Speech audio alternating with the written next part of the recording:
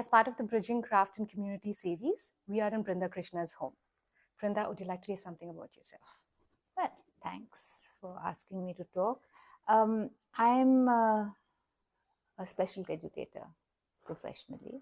Worked with deaf kids all my life, with kids with multiple disabilities across West Bengal and Assam and Karnataka and lots of spaces in the country.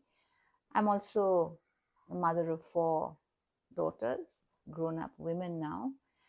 Um, I've My whole life actually was spent working for the cause of disability, and that takes over actually after a point.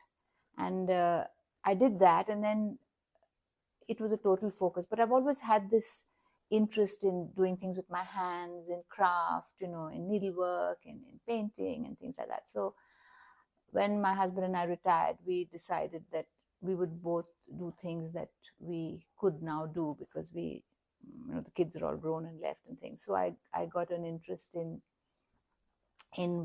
looking at traditional crafts.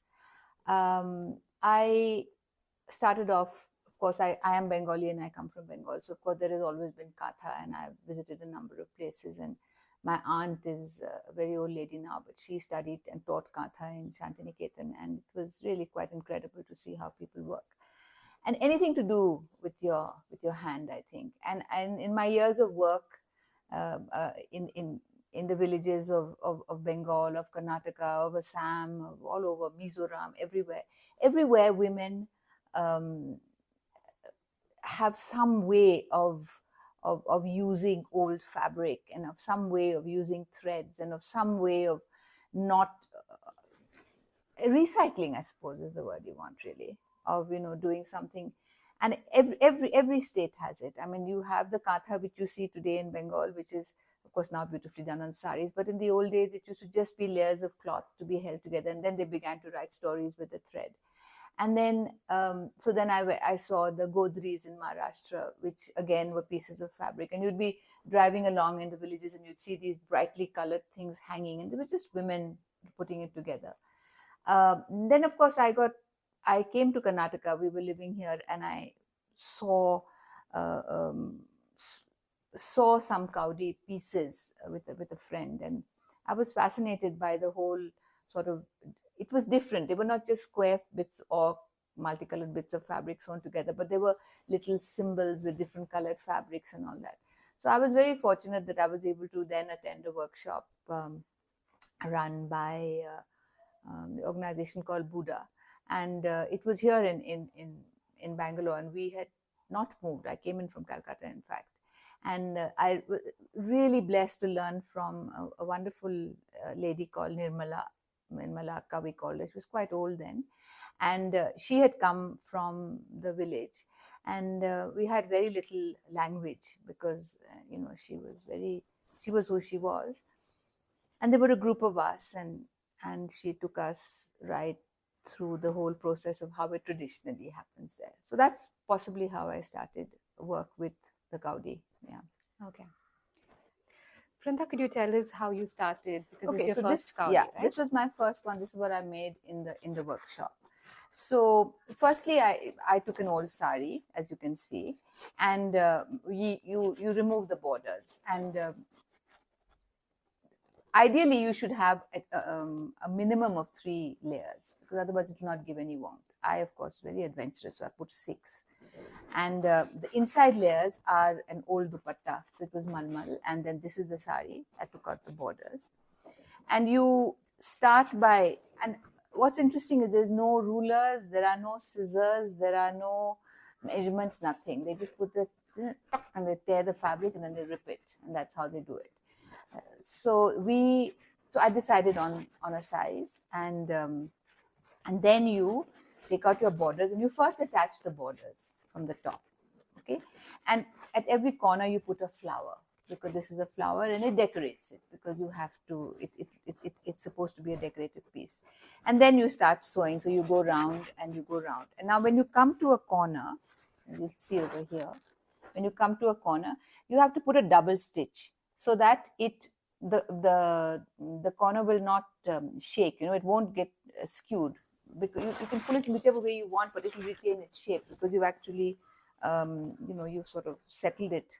So that's how it's come. The corners come all the way down to the center. Sure, just turn it around and show you can see it clearly in the back side. Yeah. See? So basically the corner goes here, and and because ideally in the bigger quilt you'll see that actually there are none of these kind of bits, but because I was learning new as well, but ideally this possibly should have gone all the way to here, but she said that was okay. She said a lot of their quilts are also not necessarily meet at the center, and then you'll see there are like double stitches here, because this is what keeps the tension of the fabric, and you can do whatever you want. You won't change the tension of the fabric, otherwise it can get skewed. Yeah. So and then you do that, and then when you finish attaching the border, then you are supposed to, a lot of people are teaching Kowdhi now, and a lot of people are doing it, but what they're not doing is not creating these pieces. So these are a whole series of different symbols. So this, for instance, is an angan. Okay, and this is the stone in the center of the angan. She couldn't quite explain to me why these are always in plain colors. One of the ladies there said that it could possibly be because they don't want to distract from this. And the corners are any of these decoration pieces, be it a corner or a center, always has to be on white, because white is considered, and white must have been in the old days a difficult, the pure white fabric. We're using old fabric. No one's going out to the shop and buying fabric. Must have been a difficult fabric. That's possibly why they preserve it. So it's always white. There's no. And these are always plain colors. So this is the angan. These are the tiles. Okay, and this is one cornerstone and second cornerstone. Then this one here, these are kites that are kites that fly. And this is a temple. Okay, so this is a temple. I did as many of the little designs as I could, to sort of get an idea. And then you create your own designs as well. You decide, as long as you follow the principle of the white on which you do your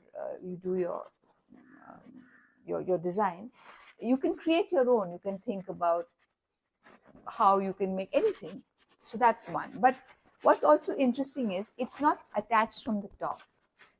So you sew it as you go along. So for instance, I finished this row, and when I started doing this row, then I would have to add this over here, and then sew it up to here and add this, and sew it up, and then so it went like that. You sewed it along as you went. It's not superimposed, as you'll see. There's no superimposition. It's the same, right?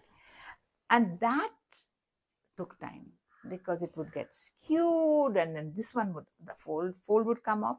It's quite scientific. For instance, at each stitch over here, when you join a fabric, there's a double stitch. You can do what you please. The fabric is not going to tear. So you notice there are double stitches. Double stitches, yes. So I love that kind of thought and detail. And no, there are no color combinations here. They just literally picked whatever hit them first. So tear, stitch. And for me, the learning was automatically, because in your mind, okay, so this goes with this, this green will go nicely with this yellow, and that's in your head because that's what you've grown up. If you've done any kind of artwork, you know about the color wheel and all that. So for me, the big learning was not to immediately, even though you reached out, you would only reach out to a fabric. Oh, that's red. This will go nicely with that. So for me, that was a big learning. So you notice this is repeated here and here, but it doesn't matter. It's just done spontaneously. And none of this is pinned up, right? You had to just No pinning. There's no such thing as pins. But it took a long time. It got better. It got better as I got to it, but it took a long time, and I will really treasure it because I learned from she was a real master. I'll always treasure this piece because she was so patient and so and she would look at us, I think we were completely different background and everything, and I valued the fact that she taught so kindly, and wasn't impatient, and also the skill. You have to admire the incredible skill, and their lives are so hard. They can only do this in the evenings. They all get together in a community and they do it. Now Buddha is helping them sell their stuff and all that, so there's some money coming in. But it's actually done purely for utility. They need it but they don't do just any old rubbish piece of work. They create a piece which is beautiful, you know. So for me, that was a tremendous learning and tough. Like the hands are all gnarled, and you know, because they work in the fields. So you have to respect that. I think for me that was a big learning as well. You know, you respect that. And how much time did it take for you to do this? You know, initially I was very enthusiastic, so I had to do at least a couple of hours every day, and then it took a little more time. But I think if you sit and work at it for maybe 2 or 3 hours every day, it will take you anything up to maybe a month, because you know it's and as you get better at it, because it's not just the sewing, it's also keeping the measurement, it's also keeping the size of the stitches. You don't have to if you don't want to. Lots of people just do it, but I wanted to respect the way Nirmalaka had taught me. So that's what takes the time. It's the sewing not necessarily takes much time, but it's the placing, it's the making sure that you keep. So about I think about a month.